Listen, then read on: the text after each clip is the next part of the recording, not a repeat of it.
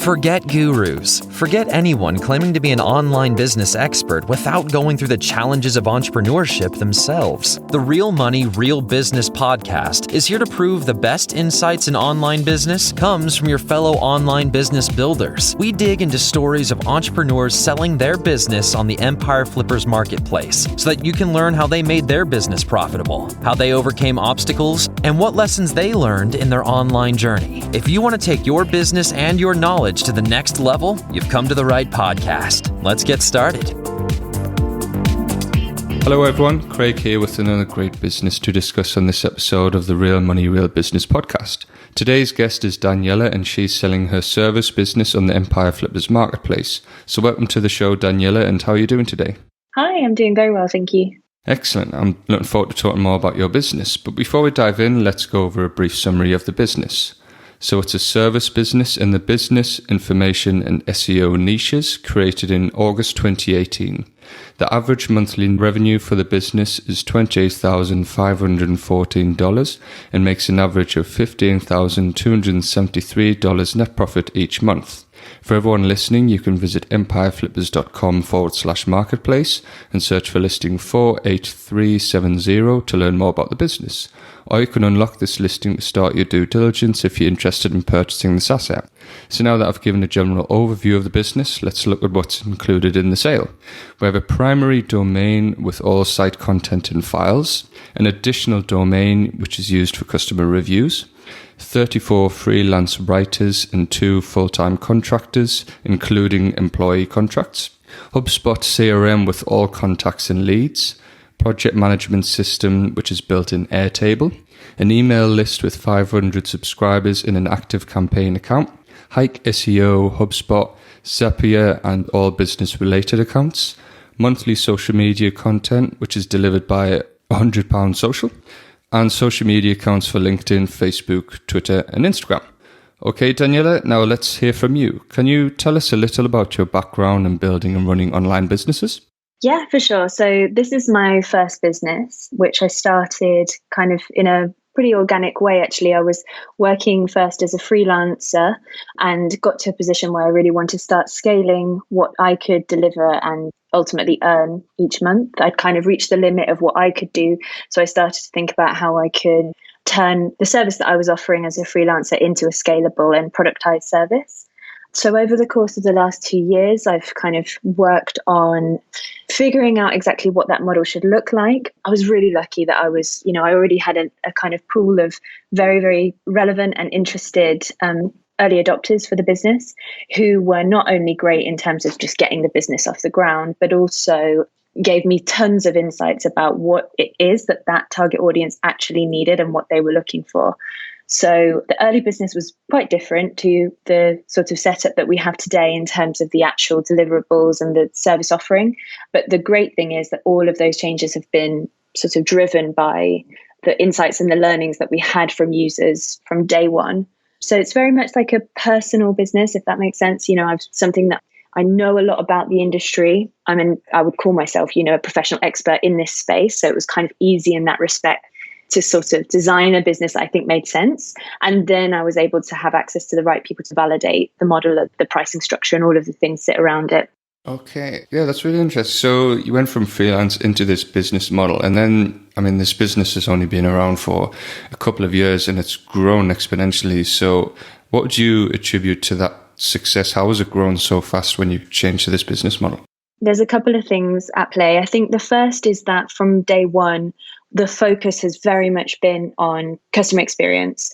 So it's not so much now because the business is big enough to handle a lot of kind of growth at the same time. But in the early days anyway, we would often just say no to new business if there was a sense that they wouldn't be able to get the quality and the customer service that we promised. And we kind of really made a conscious effort to deliver over and over again. So that focus on customer experience has translated to us having predominantly all of our growth is driven through word of mouth, which is, amazing and an estimate to the fact that I think the business is really good at what it does in terms of the quality of what you get, but also the experience of working with this business is something that people tell us over and over again that they really appreciate because often they've had a lot of trial and error in finding the right service to meet this need. And it's kind of like this sense of relief that, oh, finally, I've got this reliable partner. The price is right, the quality is great, the experience is reassuring, and all of those things lead to us having this network effect of growth. So that's definitely something that's really important and something that I've focused a huge amount of energy on maintaining over the last 2 years. I think the other thing is really just finding the right place for us in the market, because there are services similar to us that are either very expensive, or very, very cheap. And they're kind of, within that spectrum, there's a lot of confusion for people or businesses about what they need, which service is right, what price point makes sense, and what should they expect? How can you differentiate really from the very, very expensive ones to the very cheap one? Like, what sets them apart? I think the success of this business is really being clear about, we've sort of priced ourselves in the middle of that market. So we're like kind of confidently more expensive than lots of our competitors. And the flip side being that it's very clear what you're going to get for that and what you're not going to get for that. So people kind of come into this understanding there's a very clear value proposition, a very clear pricing model that fits the specific target audience. A lot of work has gone into understanding exactly like what price point is comfortable for them, and where does the sort of I've tweaked the pricing model incrementally, just to the point where I've sort of seen that, okay, now people find this too expensive, or now it's too cheap, and that has definitely implies something about the quality. So really a lot of work has gone into just making sure that that's super tight. And again, the net effect of that has been that because it's solid, people now come directly to the site and purchase without feeling the need to talk to us or talk to anyone about the service. It's very clear, the offer is attractive and simple and straightforward. So I think that's, also been a big driver. And then very lastly, I personally have dedicated a lot of time to elevating brand wherever I could. So that means participating in as many podcasts as possible, as many talks, as many guest posts on high profile sites. So this business is driven by no-code tools. So I've kind of established sort of like no-code success story and have given interviews in places like Wired, a magazine about the business and therefore about the brand, no-code web builder. I've also done a ton of stuff with them in terms of like speaking at their virtual conference, giving talks on writing articles online for them. So yeah, just lots of like brand awareness building that has given us the brand that edge over competitors, like people that this is a very established and very trustworthy brand.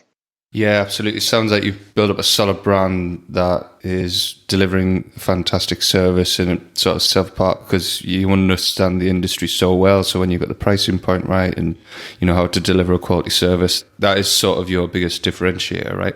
Yeah, exactly. Exactly. So speaking of the pricing models, how does this business primarily make money?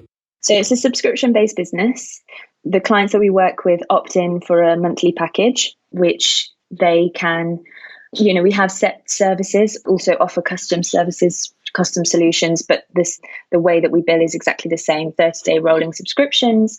That's sort of like, I'd say 90% of the revenue that we generate. But then we also have businesses that are more on the kind of corporate side who we invoice. So the only difference there is that the amount earned every month is a little bit more variable. But the flip side of that, they're also much more profitable, those clients, or certainly generate a lot more revenue each month. So even though there's sort of a loss of security around the amount generated each month, the volume from those clients tends to be like, makes it attractive enough that it's definitely worth working with.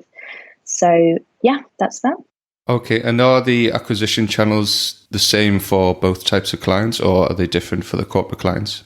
Yeah, it's either been because they've listed through a job ad or whatever, notification on LinkedIn or whatever, they're looking for a service like ours, they're looking specifically for a writing service, or, through research into more targeted outbound activity, I've identified them as being like somebody who we could definitely support and have sort of developed and eventually kind of established those relationships directly.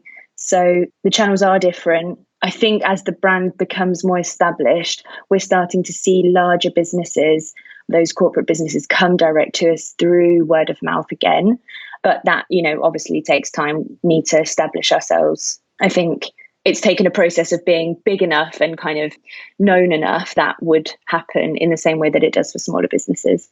Okay, and what would the future of this business look like? So would you transition more into these larger corporate clients, or would you keep on the sort of subscription service, or how would you build it? I think building up the subscription service as much as possible is definitely the best way forward. It's a repeatable, very predictable, very scalable service. And the processes for delivering those subscription solutions is all in place. So it's, infinitely scalable, and tends to be a little bit more work to handle those larger clients because they do need a little bit more support. They might be a little bit more complex in terms of the sort of demands they have, or just the type of industry they're in might be more complex.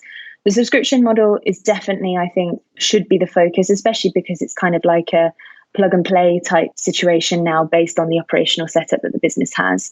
Whereas the other side of things on the corporate side, I think would probably need to build out more account managers or something similar within the business in order to be able to, effectively service them. Absolutely, yeah, that makes a lot of sense. So it sounds like you've got a fantastic business here with solid processes. It's scalable. It's making excellent earnings. It's growing. So the obvious question at this point is, how come you're selling the business? Yeah. So I'm currently pregnant, and I think that's just sort of given me a change of focus. Running a business is an intense thing to do. It takes a lot of my mental energy.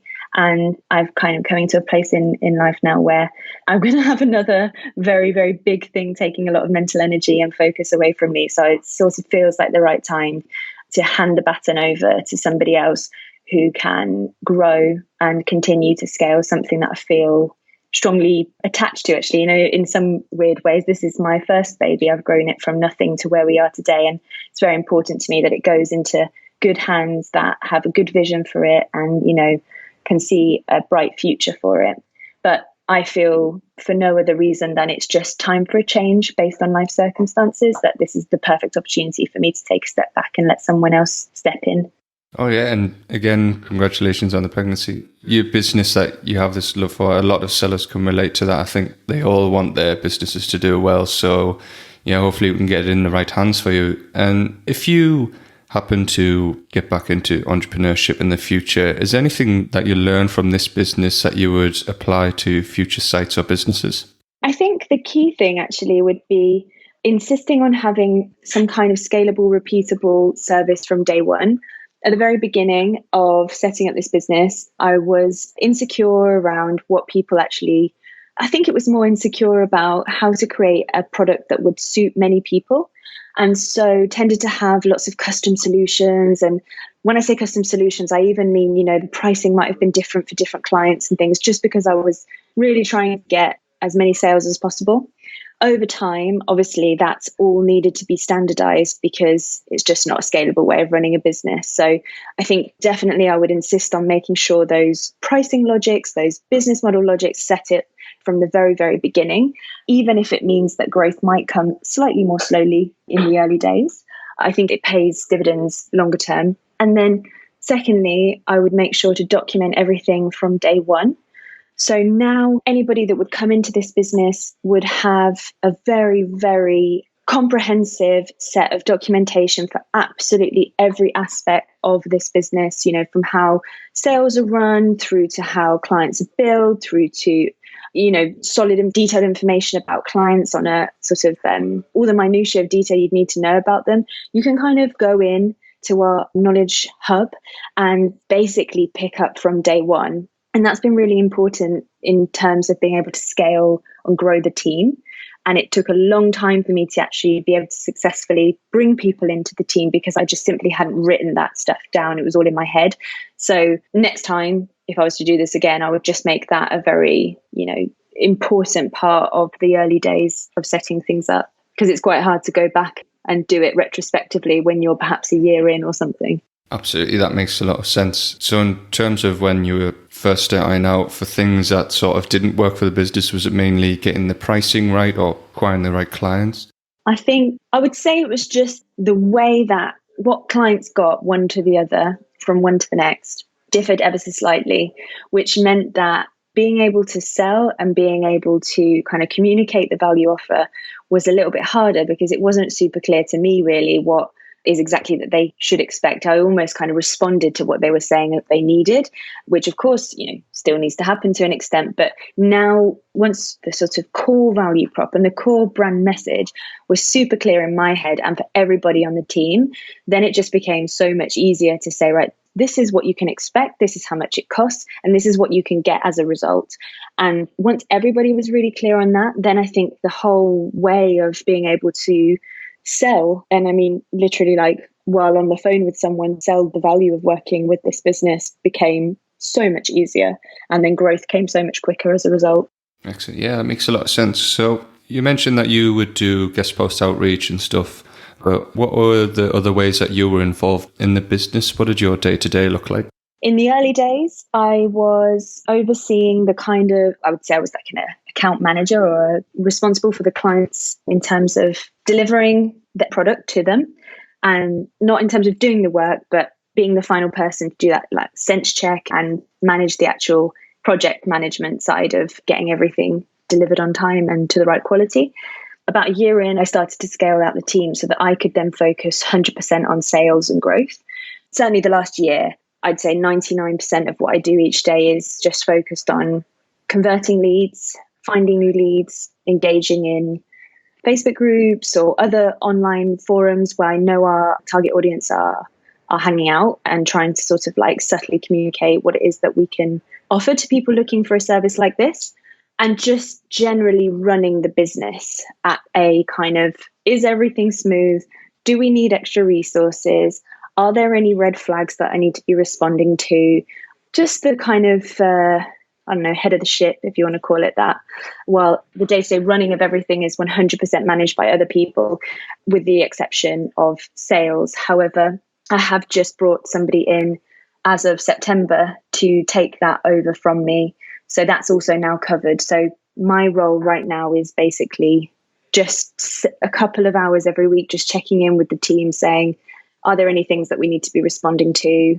Are there any issues that might need fixing that I can help with, or just guiding the team so they know how to fix them themselves, that kind of stuff. But right now I basically don't have a job in the business itself. Okay, and related to that, what skills or requirements do you think there are for someone who isn't familiar with this niche or type of business model?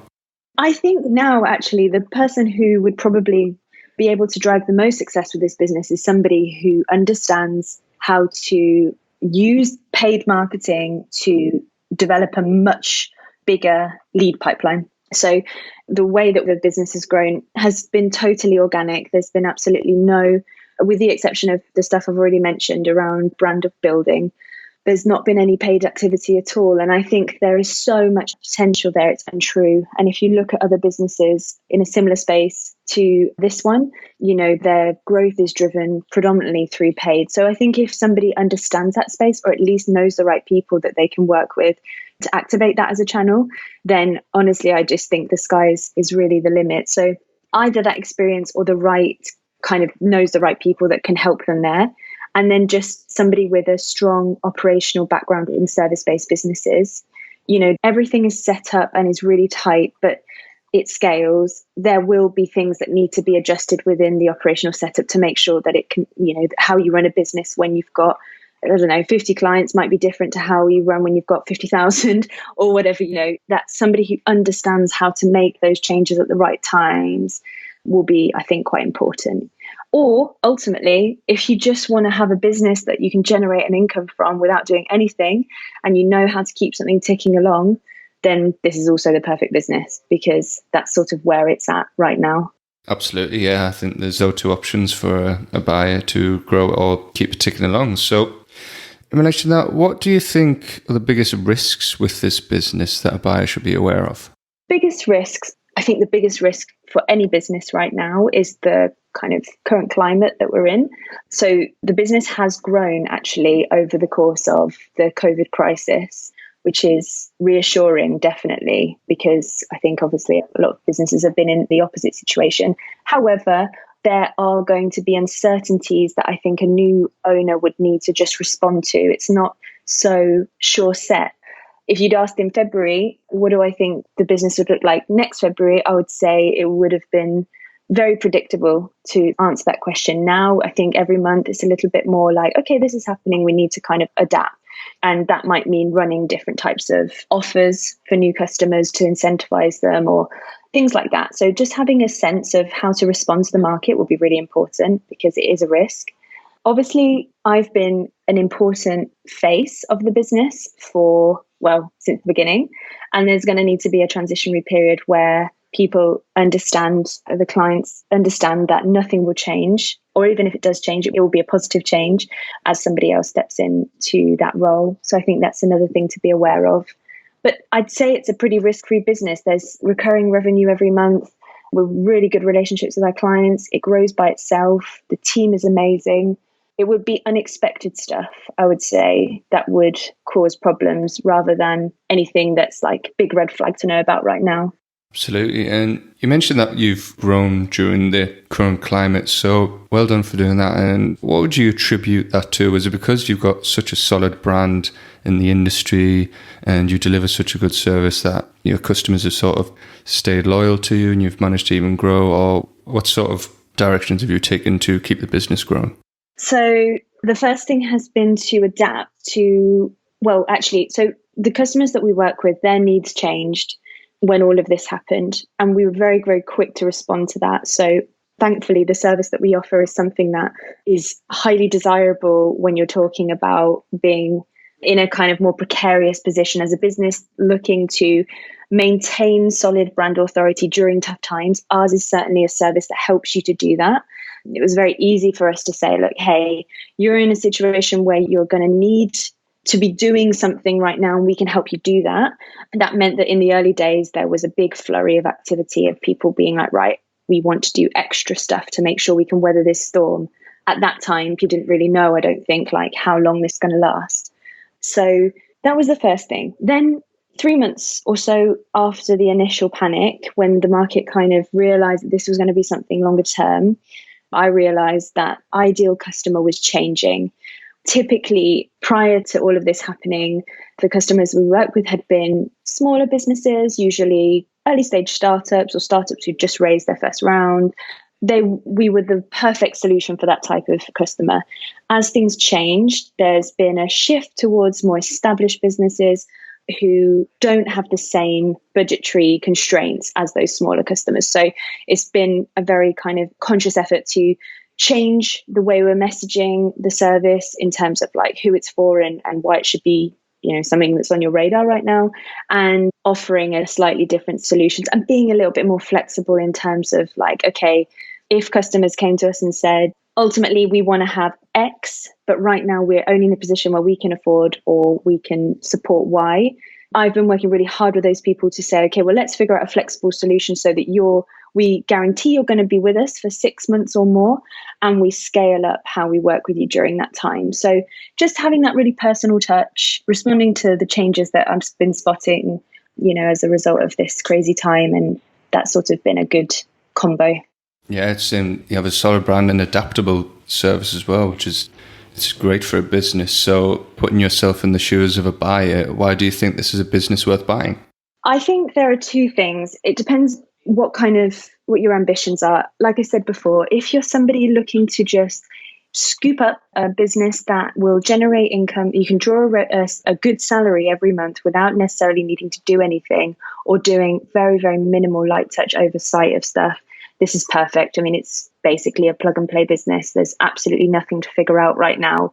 If, on the other hand, you're looking for, an infinitely scalable business that I think has massive potential.